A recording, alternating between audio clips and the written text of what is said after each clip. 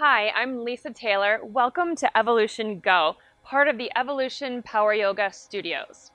Welcome to meditation. Whether you've meditated before or have never meditated, meditation could be the best next thing you do for yourself. I love meditation because meditation gives me access to understanding how to handle everything that comes up in my life and handle it with a bit of grace. So let's get started in meditation. It's important that you create yourself as physically comfortable so that you have better access to the meditation. One thing that may come in handy is a simple chair. So if you are going to take your meditation in a chair, different from just lounging in the chair the way you might do in a casual way, you'll want to create your seat so that you're sitting up tall.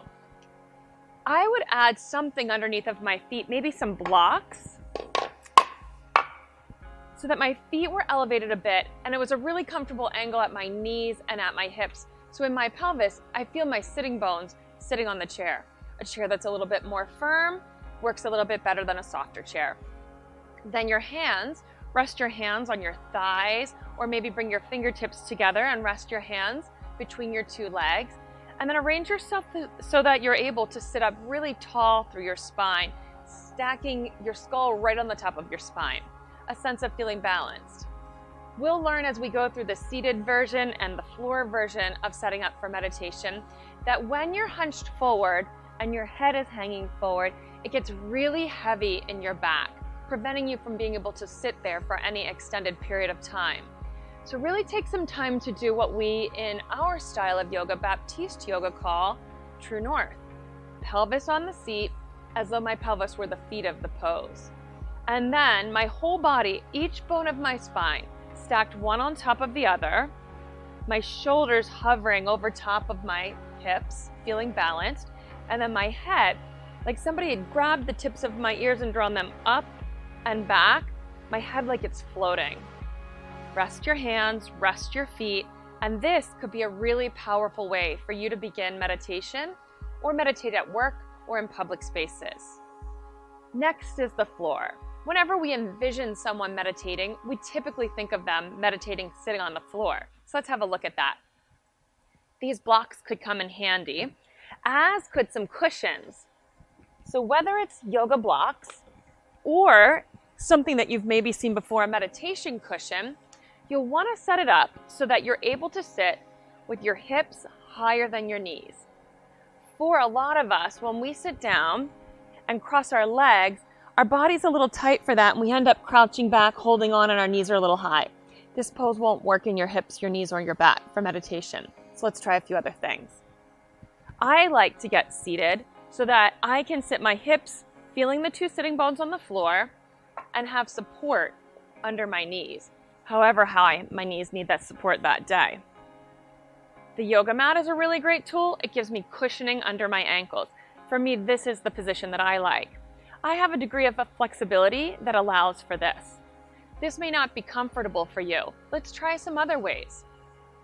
So you could take the two blocks and stack them up in this long way so that there's room for each side of your pelvis on the block. Take the second one, stack it up even higher. Then you could take this pose on in this way where both of your hips have some space to sit on the block. You might like to wrap folded up towels under your ankles to keep them in a natural soft bend and to have some cushioning under your ankles. Then much like we did in the chair, I'll get my two sides of the pelvis settled on the block, my knees comfortable, my ankles comfortable, and then start building the pose up through my body.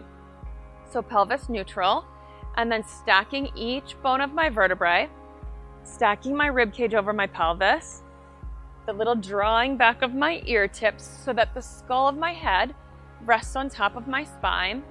And then I'm ready. I can soften my gaze, close my eyes, but I've got my body set to be comfortable. Head not hanging forward, shoulders and back not crouching forward, and I have comfort in my knees, my ankles, and my hips. Let's try a few other things. So if it's not the blocks, perhaps you're at home, you don't have access to toys and tools like this. We'll move the blocks away. We'll use the cushions. So this is called a bolster in yoga or meditation cushion. Both of these tools are handy to have, and you probably can find pillows throughout your house that will do a similar job. So a meditation cushion has a quality of firmness and some softness. I could sit on it, and it brings my hips already mostly higher than my knees. Opening up the cross of the legs can give a little more space as well. Bring the blocks under the knees if they're hovering in the air. You want to have support. And in this way, I'm ready to meditate. I can feel my pelvis supported on the cushion, stack my spine up, draw my head back, and create that straight line from the top of my skull all the way down to the bottom, the floor of my pelvis. Hands on the thighs, hands between my legs, fingertips together. Both of those ways would work for my hands. The key is hips above your knees.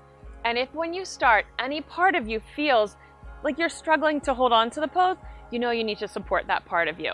Continue getting the hips higher, supporting the knees, maybe some cushioning with a towel rolled up under the ankles. And in those ways, you take away most of the barriers to successful meditation. The last thing to say about meditation is this. Over the years, I've been taught to meditate by quite a number of people. And through the years of my own practice, have made my own discoveries. Some of the best advice I've ever been given by one of my teachers was just this: just show up. Every single day for some amount of time. I would advise creating it as a timeless amount of time, meaning set a timer so that you know you won't run over your day's schedule, so that you know it's set to the amount of time you want it to be in the meditation. Set a timer, or if you have the free space, no timer and just go until you feel complete. But manage the time outside of your consciousness. And then just show up with no expectation of an outcome. Through the years, I thought I heard teachers saying I should be able to stop my thoughts or make my thoughts go away. And what I've realized is that's not possible.